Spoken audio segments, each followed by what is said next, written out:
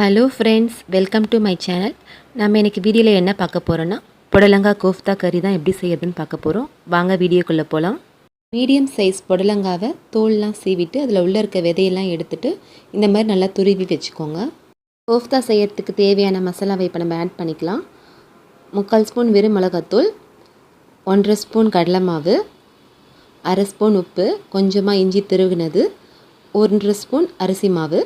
இது மொத்தமாக சேர்த்து இப்போ நம்ம அந்த புடலங்காலை பிசைஞ்சு எடுத்துக்கலாம். புடலங்கால ஆல்ரெடி தண்ணி இருக்குன்றதால இப்போ நம்ம எக்ஸ்ட்ரா தண்ணிலாம் எதுவும் சேர்க்க தேவையில்லை. நல்லா பிசைஞ்சு எடுத்துகிட்டா போதும். புடலங்கால கூட்டு பொரியல் அந்த மாதிரி செஞ்சு சாப்பிட்றத விட இந்த மாதிரி நம்ம செஞ்சு கொடுத்தோன்னா டிஃப்ரெண்ட்டாகவும் இருக்கும், டேஸ்டியாகவும் இருக்கும். இப்போ நம்ம உருண்டையாக பிடிச்சி எடுத்து வச்சுக்கலாம். இப்போ நான் மொத்தமாக உருண்டை பிடிச்சி வச்சுட்டேன் பாருங்கள். பேனில் கொஞ்சமாக எண்ணெய் ஊற்றிக்கோங்க. எண்ணெய் காஞ்சதும் நம்ம ஒரு உருண்டைகளாக போட்டு நம்ம மொத்தமாக ஃப்ரை பண்ணி எடுத்துக்கலாம். புடலங்காய் கோஃப்தா கறி சாதத்துக்கு மட்டும் இல்லாமல் நம்ம தோசை சப்பாத்திக்கும் நம்ம சைட் டிஷ்ஷாக யூஸ் பண்ணிக்கலாம். ஒரு சைடு வெந்துருச்சு. இப்போ நம்ம ஸ்பூன் யூஸ் பண்ணி நம்ம இன்னொரு சைடை நம்ம திருப்பி விட்டுக்கலாம். நல்லா ஃப்ரை ஆகிடுச்சு. இப்போ நம்ம வேறு பிளேட்டுக்கு மாற்றிக்கலாம். நம்மளுக்கு இப்போ கோஃப்தா ரெடி ஆகிடுச்சு. இப்போ நம்ம அந்த கிரேவி எப்படி செய்யறதுன்னு சொல்லிட்டு பார்க்கலாம். அதே பேன்லேயே ஆல்ரெடி இருந்த எண்ணெயை எடுத்துகிட்டு கொஞ்சமாக எண்ணெய் ஊற்றிட்டு பட்டை, சோம்பு, அன்னாச்சிப்பூ, இலை சேர்த்து நான் கொஞ்சமாக ஃப்ரை பண்ணிக்கிறேன். சோம்பு நல்லா பொரிஞ்சதும் நான் ஒரு பச்சை மிளகாய் இதில் ஆட் பண்ணிக்கிறேன். காரம் வேணான்னு நினைக்கிறவங்க நீங்கள் இந்த பச்சை மிளகாவை ஸ்கிப் பண்ணிடலாம். கொஞ்சமாக கருவேப்பிலை போட்டு ஃப்ரை பண்ணிக்கிறேன். இஞ்சி பூண்டு கொஞ்சமாக துருவிட்டு அதை ஆட் பண்ணிக்கலாம்.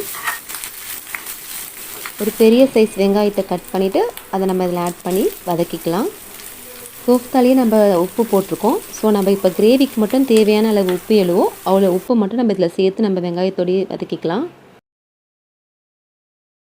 வெங்காயம் ஃப்ரை பண்ணியாச்சு. இப்போ நம்ம 2 தக்காளி அரிஞ்சு வச்சுருக்கிறத இதில் சேர்த்து வதக்கிக்கலாம்.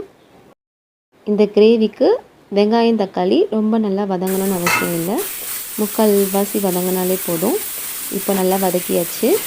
இப்போ நான் 1.5 கிளாஸ் தண்ணி வந்துட்டு இந்த கிரேவிக்கு சேர்த்துக்கிறேன்.